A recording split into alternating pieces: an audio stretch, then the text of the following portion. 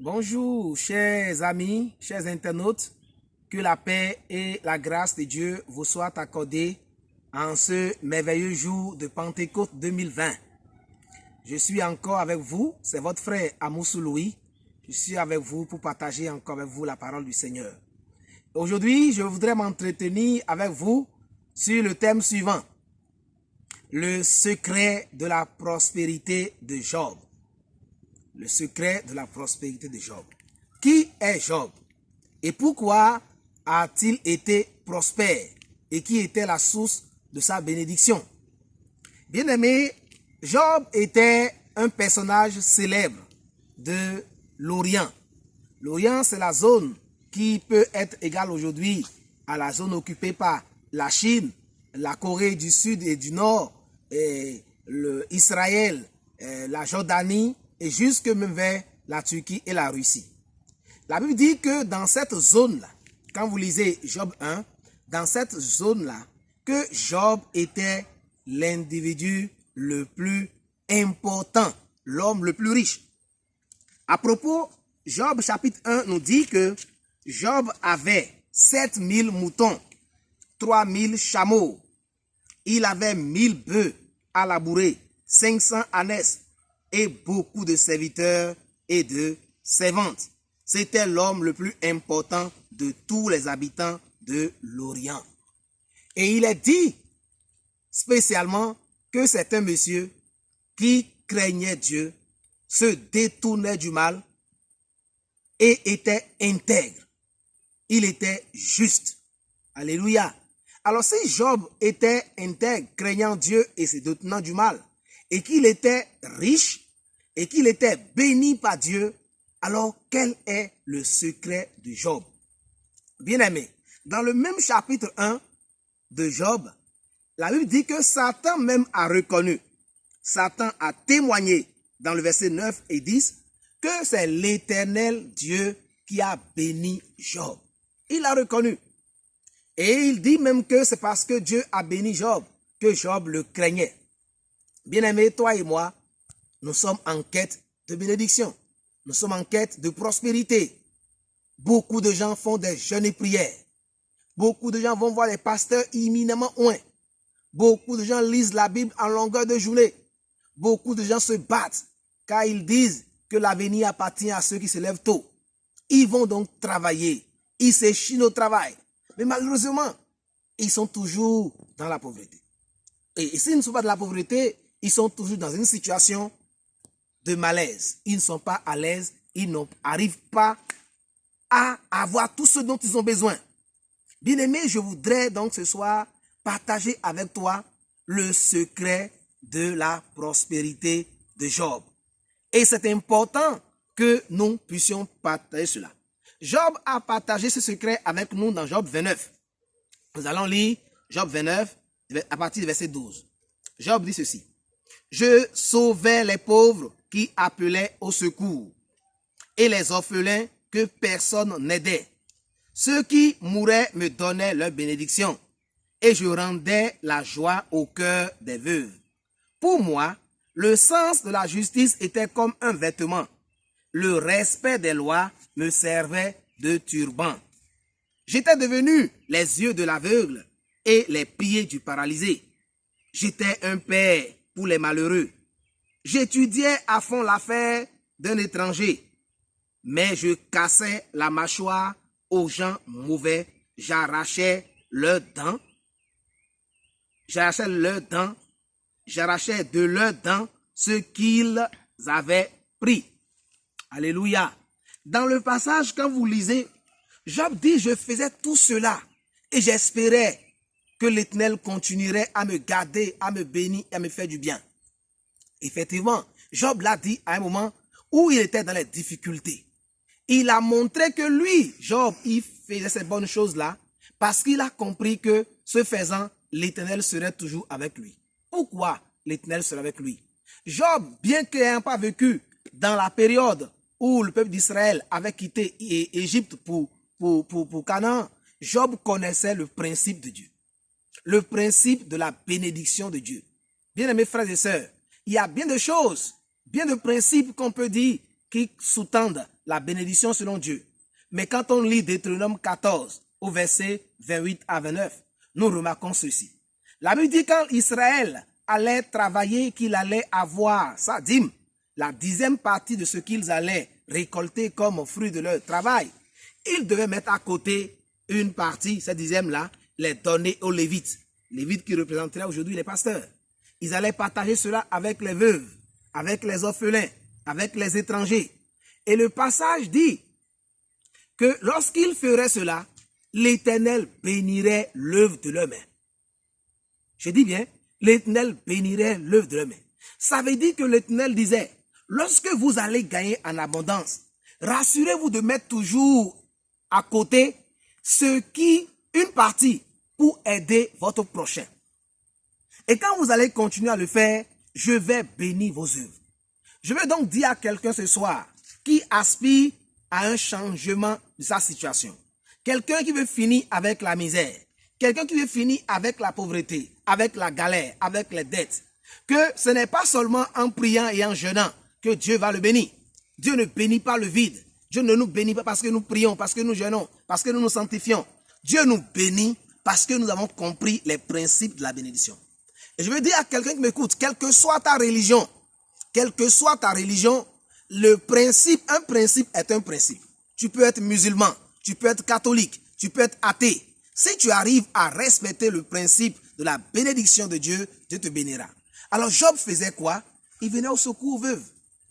Aujourd'hui, combien de riches viennent au secours aux pauvres qui sont dans leur quartier, aux pauvres qui sont dans leur pays? Combien de gens se souviennent des orphelins?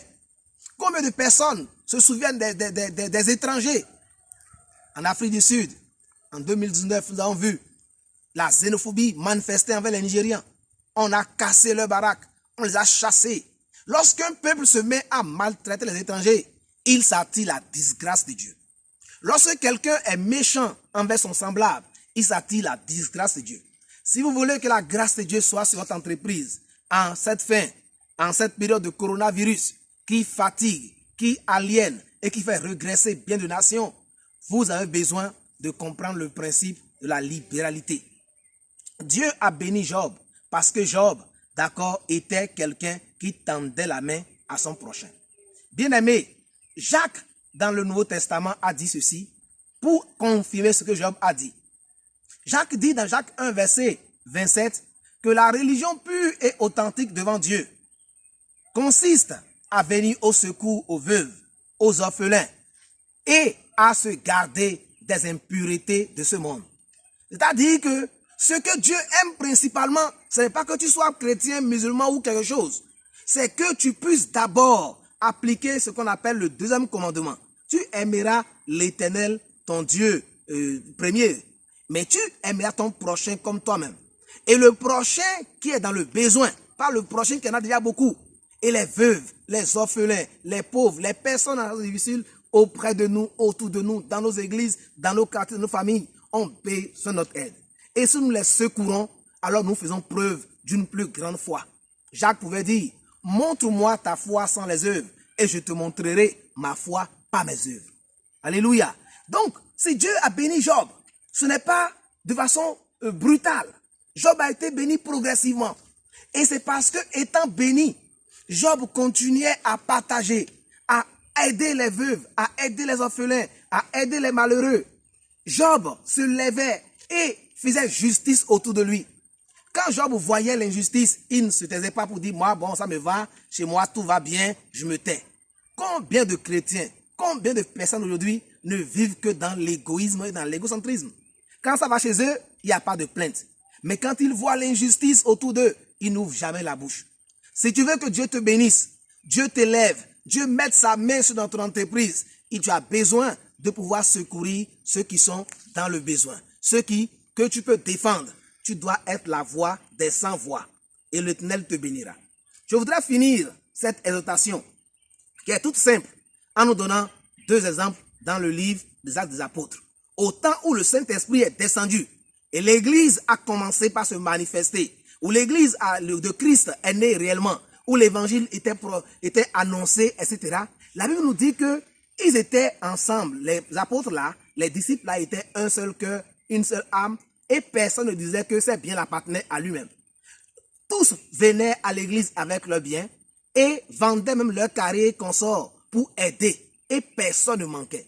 Et la Bible dit que parce qu'ils étaient un seul cœur comme ça, Dieu chaque jour augmentait l'église. L'amour était là.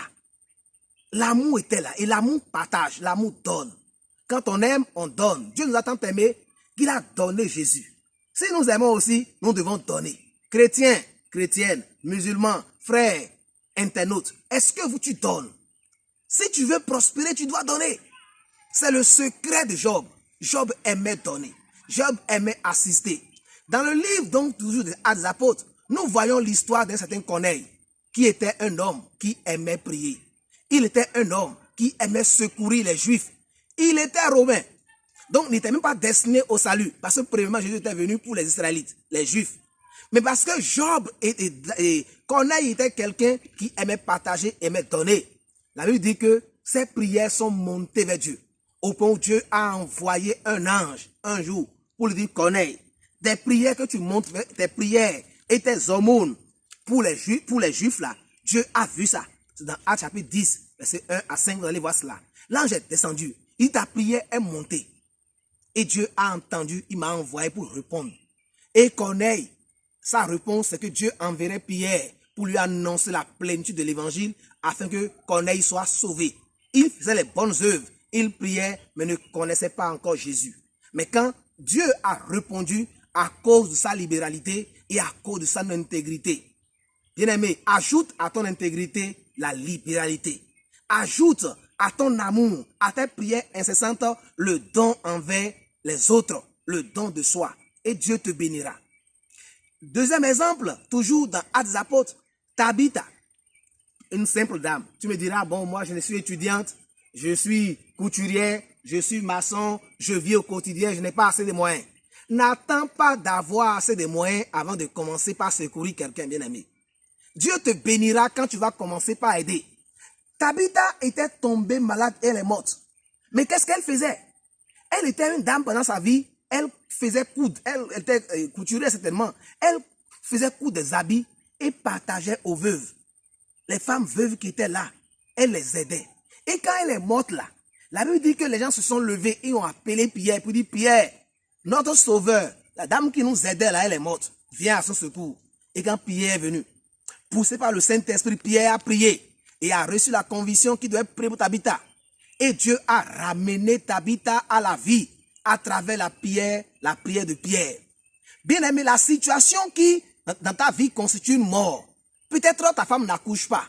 Peut-être tu as un problème de stérilité. Tu as un problème de chômage. Je ne sais pas la situation qui ressemble à la situation de Tabitha qui est morte.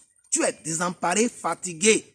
La Bible dit que parce que Tabitha était quelqu'un qui faisait de la libéralité envers les gens, Dieu l'a ressuscité d'entre les morts.